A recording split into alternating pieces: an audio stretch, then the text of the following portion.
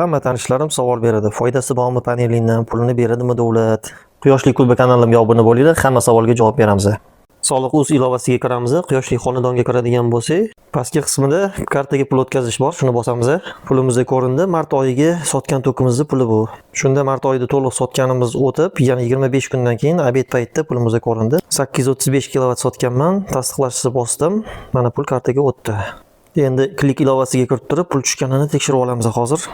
Pulimiz hali ko'rinmabdi. Bitta obnovit qilib yuborsak, xudo xolisa ko'rinadi. Pulimiz tushdi. Historiyani ham bitta obnovit qilib yuborsak, uni ham ko'rsatadi hozir. Yuridik shaxslarga qo'yilganda ularda sal pul kech qolyapti deyishdi, lekin xonadonga qo'yilganlarda muammo yo'q, sirasi tushirib beryapti davlat. Hozirgi paytda quyosh panellarini qo'l tegdi qilib o'rnatish modadan qoldi, chunki bahorga havo hammasini uchirib ketib bo'ldi. Kimga sifatli quyosh panel o'rnatish kerak bo'ladigan bo'lsa, aloqaga chiqinglar. Kelishuv asosida narxlarni chiroyli qilib beramiz.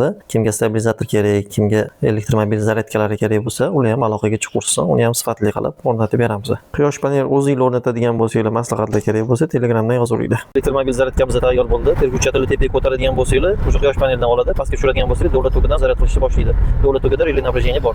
Endi elektromobilni zaryad qilganimizda gibrid stansiyamiz akkumulyatorini tokini o'ziga olmaydi. Akkumulyatorimizdagi tok qoladi.